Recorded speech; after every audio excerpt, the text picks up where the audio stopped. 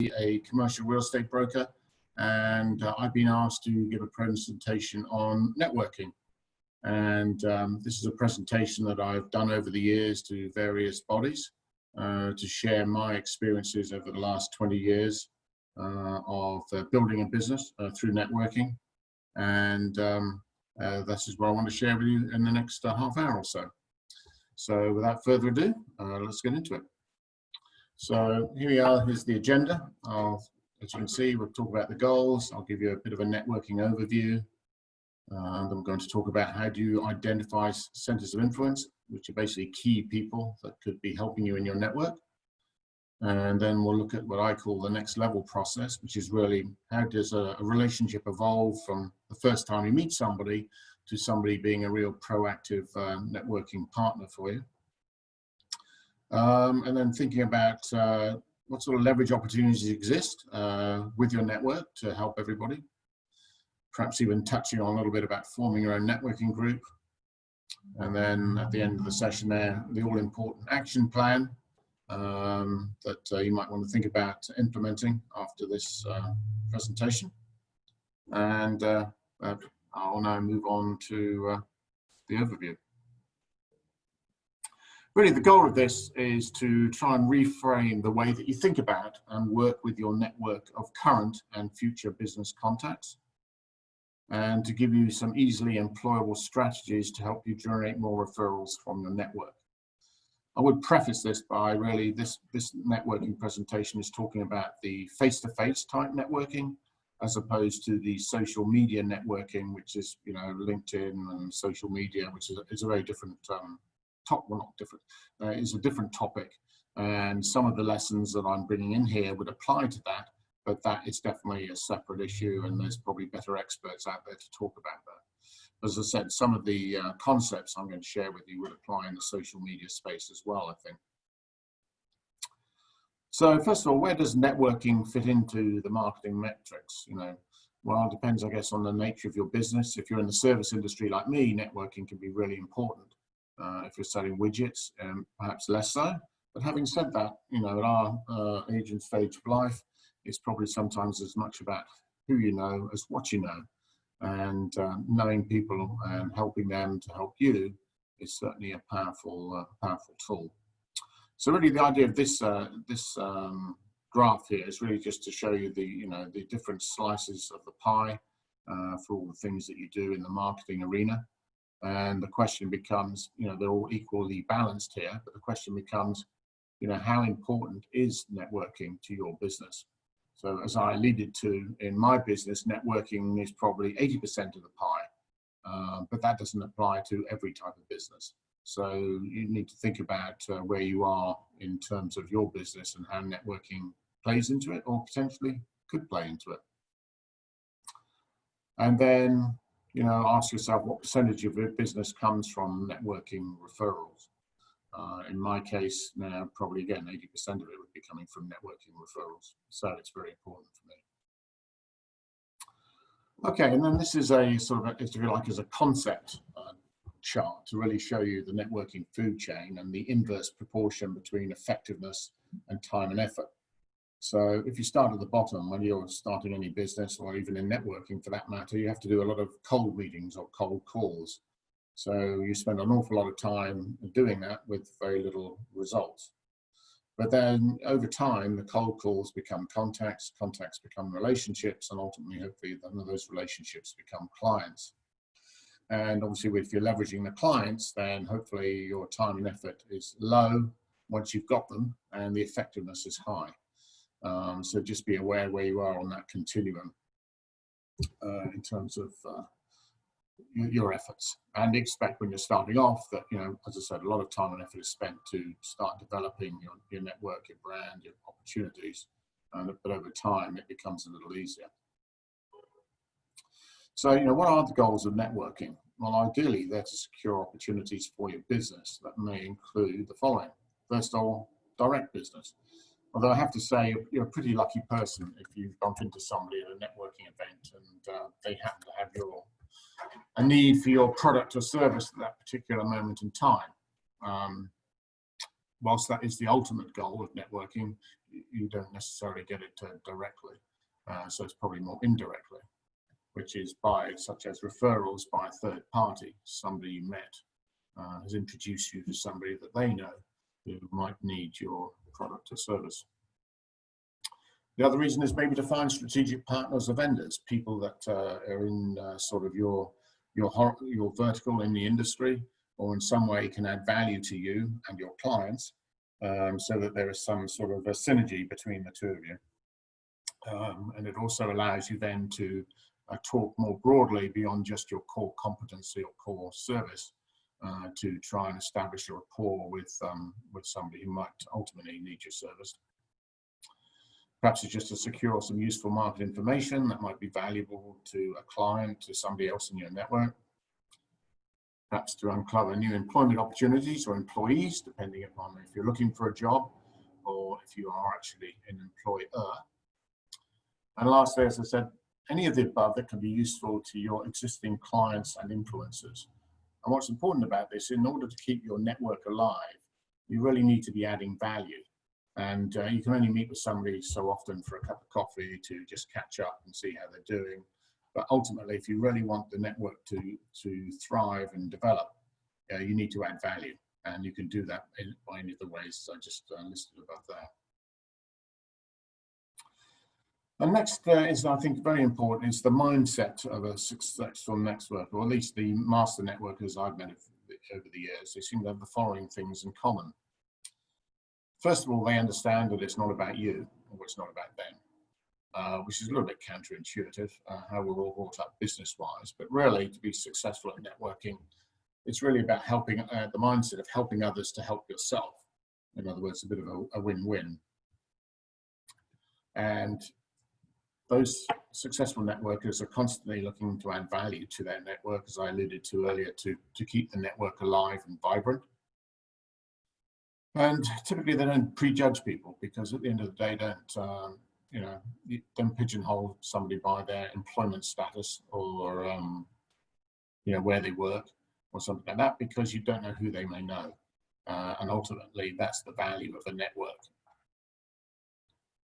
And you have to accept that it feels like that you're going to give more than you get. It just seems to be that way. But if you help out party A, you can't keep a little black book expecting party A to then reciprocate back and get frustrated if they don't. Really, the mindset is you go out there, you try to help others, and it may be 1 or 2 steps removed, somehow it comes back to you.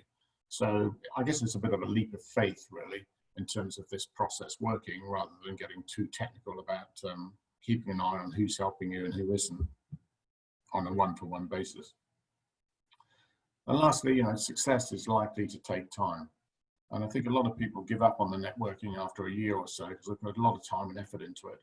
And then perhaps they're not getting the results that they want. But the reality is that, it takes probably, if you're starting from scratch, if you move to a new town and you're starting out from not knowing anybody, it's probably a good 18 months to 2 years before you really start to see the results, I would say, unless you get lucky. Obviously, you can fast forward that if you have an existing network that you can tap into to leverage right from the beginning.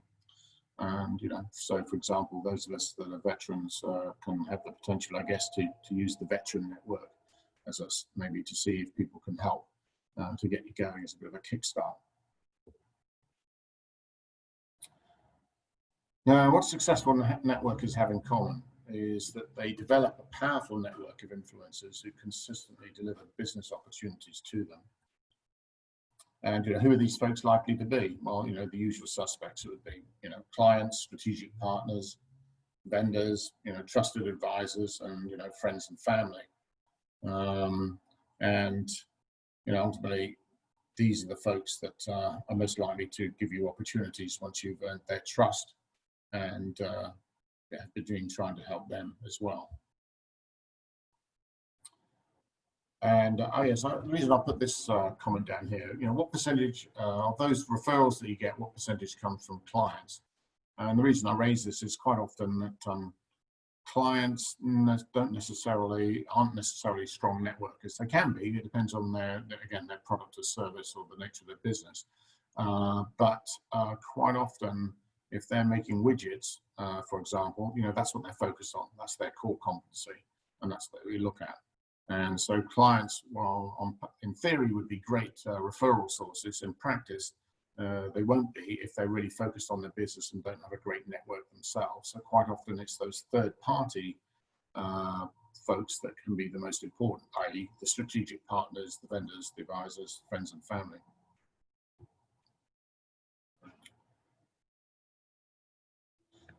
Okay, now I want to talk about a little bit about, who are the ideal centers of influence and how can you identify them?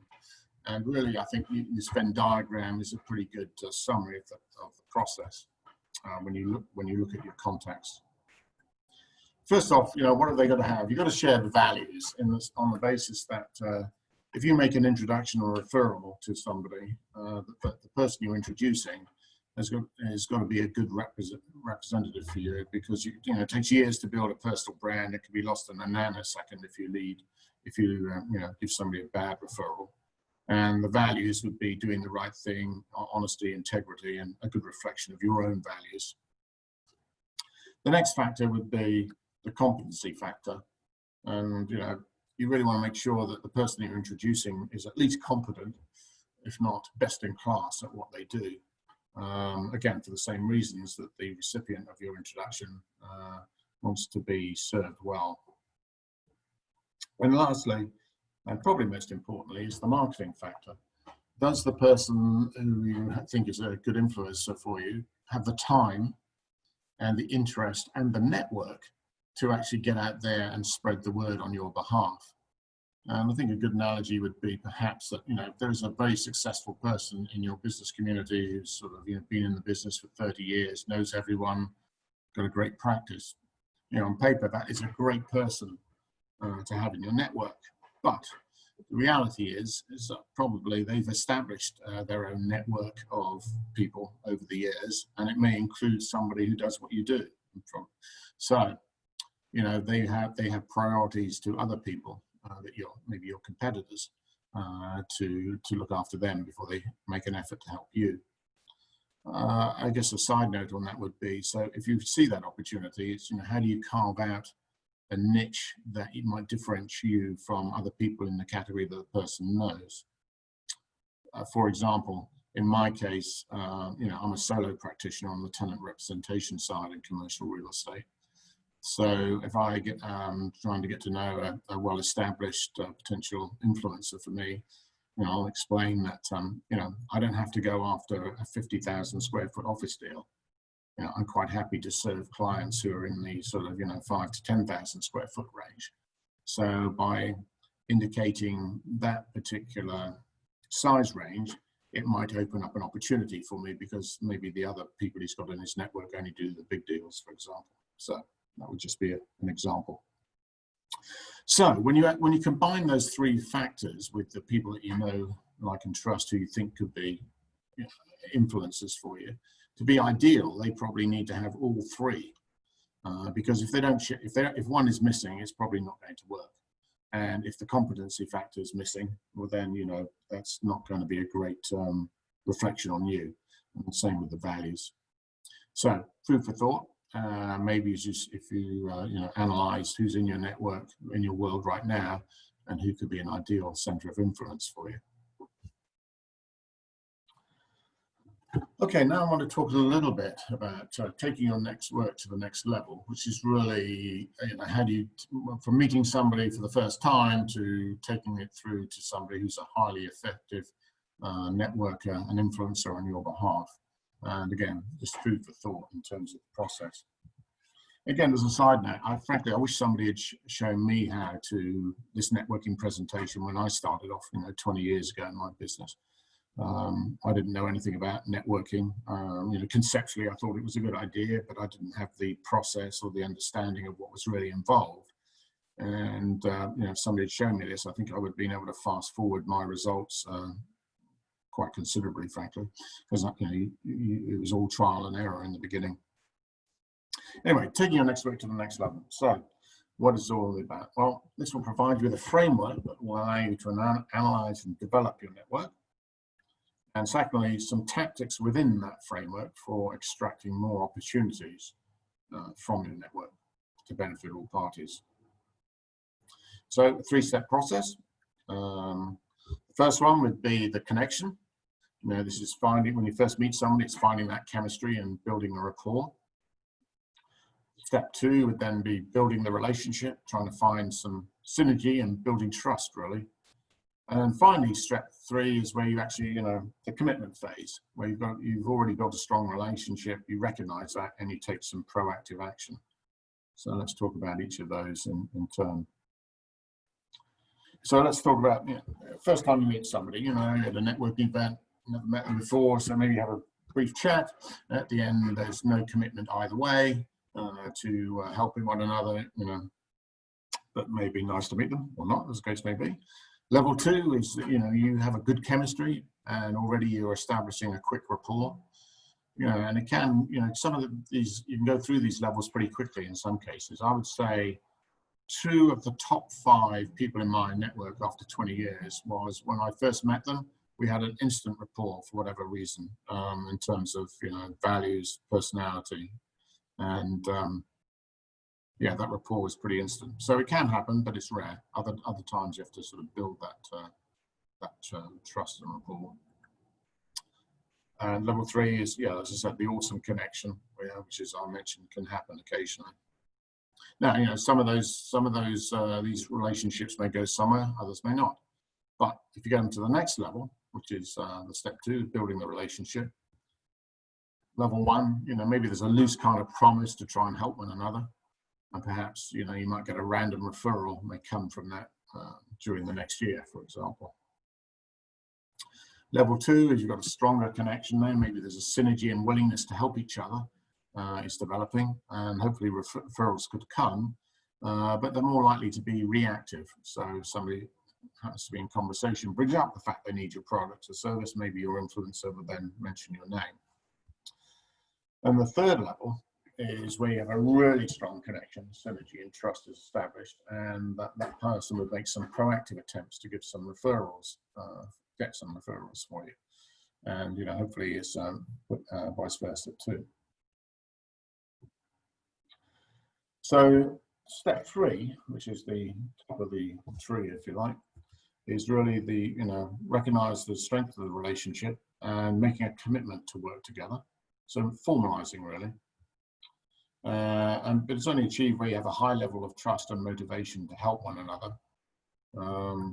And this is where really the relationship has moved to the top level and is now a proactive partnership. And once you're here, this is where the results start to show through. So I'd say the key to success when you have at level 3, when you've got this strong connection, is maybe to have a business networking meeting where you have a formal agenda, you record and monitor results, and you meet regularly, whatever that may be. You know, it could be monthly, it could be quarterly. And the reason I mentioned the business networking meetings, quite often networking, especially if you know, like, and trust someone, you'll get together on a social basis. Maybe it's for a meal, a beer after work, or a game of golf. And this is really good for building the relationship. You know, occasionally business can come out of that too. But if you really want to extract the maximum value, then if you have a formal meeting where you both sit down and you actually focus on each other and trying to come up with ideas and leads and contacts, that is going to produce better results. And the other thing, actually, by the way, was when you're sort of in a more of a social environment, when you're getting together, you know, it can be a little bit awkward to bring up business. Whereas if you have the business networking meeting, you're focused on the business and you both know that this is what we're here for. And, you know, you can always do the social bit after the meeting or maybe before it. So one of the things is the agenda for the business networking meeting. Here's a few thoughts for you. It would be good to review what I would call your networking bio-positioning statement. You'd be amazed how many people know generically what you do, but have no clue really what you do, how you make money, how you get business. And so, you know, it's an opportunity really to educate the other person to be a better influencer for you. And if you want to be, try it with some of the people you know quite well and ask them to explain what you do. And it'd be interesting to see what the results are. The next thing is to brainstorm over contacts and client lists to identify new referrals and introductions, and to agree maybe how those referrals or introductions will be set up. In the perfect world, it would be a face-to-face meeting, perhaps where all three parties are there, but that's tough to do with people's time. So, it could be an email introduction, it could be a phone call introduction. I personally like the email introduction, where especially if the introductee or person making the introduction sort of tees it up with explaining why he's putting you both together. And that's important, actually, because sometimes if people set party A and party B up, they don't actually, they might have a call or meeting, but they don't really quite understand why they've been put together, and they miss the whole purpose of the meeting. So if by setting it up, framing it properly, it can lead to a better result. And then you would record and commit to following up by date certain and review at the next meeting. As I said earlier, the frequency of these meetings really depends on the motivation, the time and motivation of both parties. It could be monthly, quarterly, or even maybe annually for that matter. Personally, I think quarterly is pretty good, just to keep the things rolling. Oh, and the all important thing, don't remember, you've got to set the date of the next meeting when you leave, so that you have a date certain to work for, and also a time by which you know that you have to complete making those attempts to make introductions on behalf of the other person.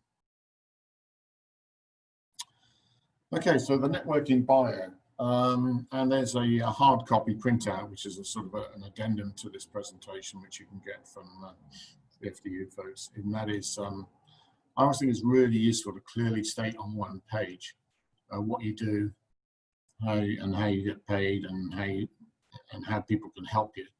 And it's also quite a good business tool to have, because less is more, and it gives absolute clarity to, I think, your business, let alone to your networking referral sources. So within that bio, you want to think about explaining what your services are, what your market coverage is, in particular what your value proposition is, or a unique selling point is to clients. What makes you different? Why should the recipient of the introduction of your service or product be? How is his interest going to be tweaked, and you differentiate yourself from the competition? And then an important thing is to set out what your referral source or your influencer, what should he be looking for, asking for, or listening for in conversation? So if something comes up, he might be able to bring you into that conversation. And then again, how does he tee up the conversation? Some people find it awkward to bring up your product or service if there's not a natural segue into it. So you need to review that with people. So for example, for me, it would be tough for many of my influencers to suddenly say to a client, a prospect of theirs, and by the way, what about real estate? Do you need any help with real estate? And they'd say, well, it wouldn't gel well. Why are you suddenly bringing up real estate? That's not in your area of expertise.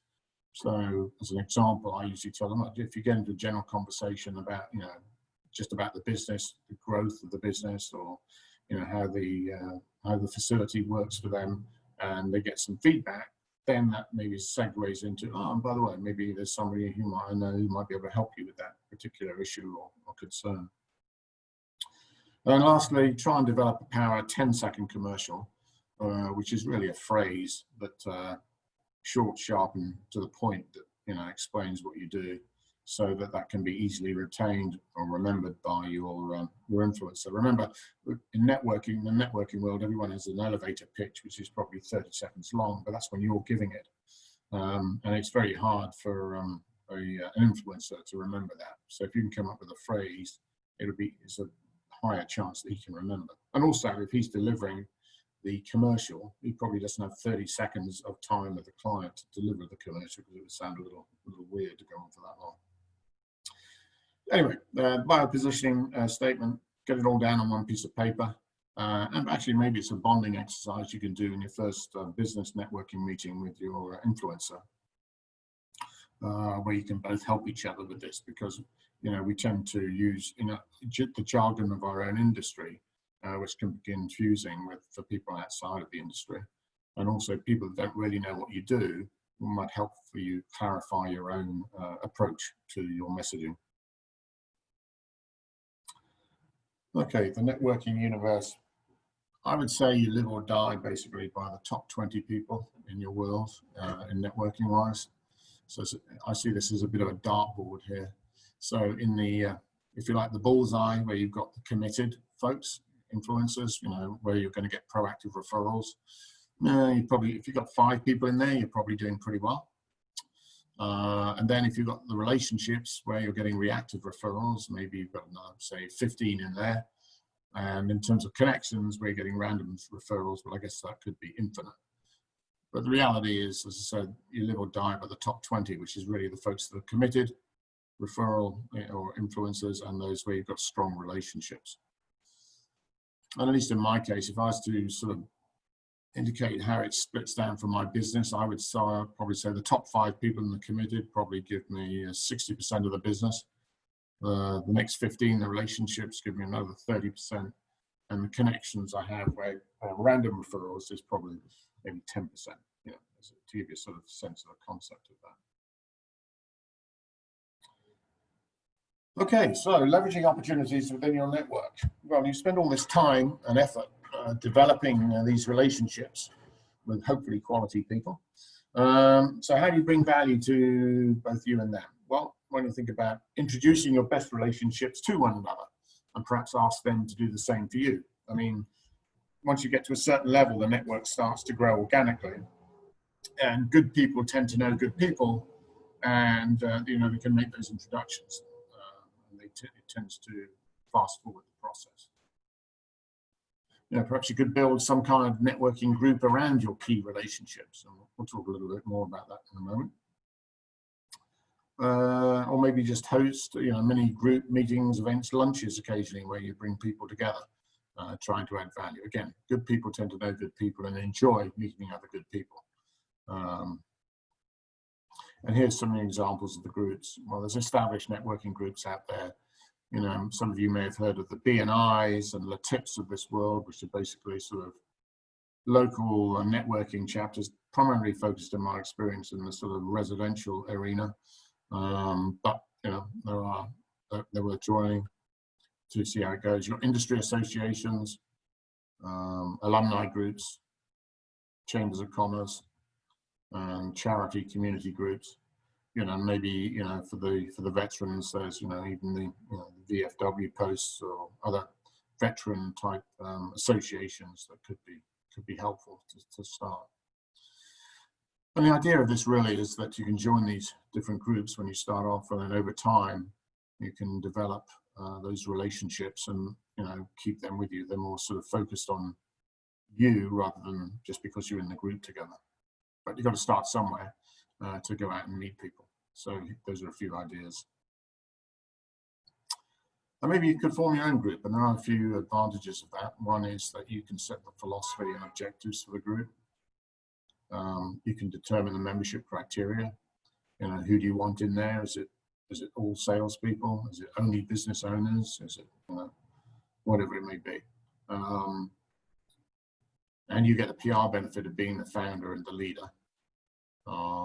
And actually, over time, to be honest with you, if you join a good group or you form your own group with good quality people, it becomes quite energizing, and you know, friendships form, and basically, over time, they probably goes beyond just purely business.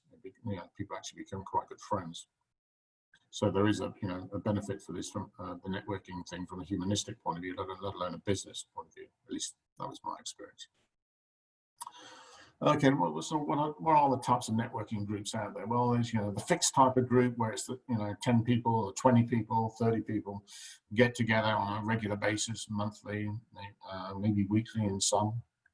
Then there's the flexible groups where maybe you've got a core membership of say 10 people, and when they get together, they each invite a guest. So, you know, you get 20 people coming, and the flexibility is that essentially the new people that are coming along, which creates a little bit more interest.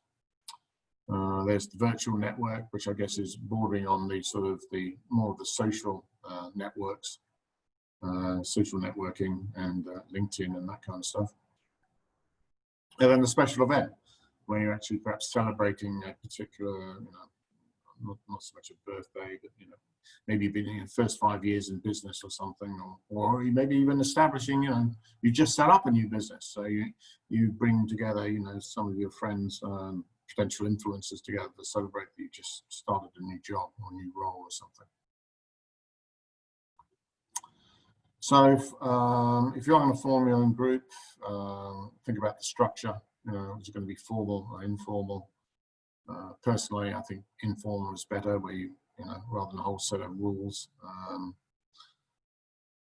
Making connections, what's the purpose? Is it making connections, or is it focused on the referrals? Well, obviously the goal of networking ultimately is to get referrals into business, but I think those groups that have a sort of like a mandatory requirement for referrals don't tend to do as well, in my opinion. And ultimately, it's more important that relationship comes first and the business may follow. If you get it the wrong way round, it doesn't last as long. The connection doesn't, or the relationship doesn't last as long, in my opinion. Size, how large. In theory, bigger is not necessarily better. I mean, in my opinion, again, you'd be better off getting together on a regular basis with 5 or 6 people than with 30 people, because you want everyone to be tight and connected and feel comfortable with the people that are there. And the member criteria, who you want in there. And I tend to not to get focused too much on somebody's type of role, or type of industry that they're in, because at the end of the day, a good networker knows lots of people, and they could be in any industry and do any particular, at any sort of level. So in my experience, if somebody's got a good network, contacts, understands how to network and likes to network, that's the key criteria. All the other stuff is secondary to that. And in terms of a group, what are the expectations in terms of introductions, attendance, recruitment, and inviting guests? As I said, I think one of the most powerful things is to have a group where now and again you have an event where everybody, the core members, bring in new guests, so that you have some new people to meet. And then again, good people tend to know good people. And how often are you going to meet? Weekly, monthly, quarterly? Over the long term, I think monthly is probably the max, depending on the nature of your group. I think weekly is too often, frankly, and over time people burn out with it and it's not fresh. Whereas if you do it monthly or even quarterly, I think people tend to look forward to that event and make the effort to be there. And are you going to monitor results? And if so, what and how are you going to record them? And finally, how do you want to run it? By a board, or do you want to run it as an individual, almost like a benevolent dictator? I guess it depends on the size of the group, but that's up to you to decide. Okay, if you're really getting into it, some suggested reading topics. First off, Love is the Killer App by Tim Saunders. I thought this is a really good book. When I first started networking, knowing nothing about it, it helped set the philosophical tone of my approach to the whole game. And in essence, he says, if you share your knowledge, your empathy, and your contacts in a genuine kind of way, it always comes back to you. So that is well worth reading. Never Eat Alone by Keith Ferrazzi. I think he was a partner at Deloitte & Touche. Basically saying that don't eat alone, because it's always good to be out with somebody, talking to them, developing a relationship and a connection. So that's hence the title of his book. And then on a more tactical level, with little intricacies, I guess, and little nuggets, Little Black Book of Connections by Jeff Goodman is quite good. But between those 3 books, I think you'll have covered the, if you like, the theoretical parts of the networking. And then hopefully this, what I presented here to you on the networking game will be helpful as you think about how networking can help you in your business, and gives you the roadmap that you can adapt or adopt as you see fit to your own particular circumstances and personality. And obviously I'm suggesting that this is just my take on it, and I'm sure there's lots of variations on this, but hopefully this is a good start for you to think about networking and how it plays into your world. And with that said, the action plan. You know, if you think of some value here, then here are the things that I would suggest you do. Why don't you spend a little bit of time identifying the top 20 relationships that you think you have in your world that could be helpful to you in some way, shape, or form for your business. Perhaps share the concept and process with those top 20 relationships, the game plan I just explained in this presentation. And when you set up business meetings with each of your top 5 relationships to just go through this and see where it goes. I would say don't rush the business networking meeting. You really do have to be at level 3 there, where there's a strong connection to make that work. You know, if there's only a cursory connection, it's probably not going to work in the long term, in my opinion. Lastly, why don't you set up one leverage event? Which by that I mean is, when you get an event together, you know, even if it's, you know, hire a room somewhere where everyone, you know, get 10, 20 people to come along, and they can all do a 1 minute, you know, 30-second introduction, and then everyone's free to circulate as they see fit. But you're bringing those good quality people together to meet other good folks and see where it goes. That can be good fun and very energizing. So that would be my suggestion in terms of the action plan to think about. And with that, that is the end of the presentation. Over to you, Susan.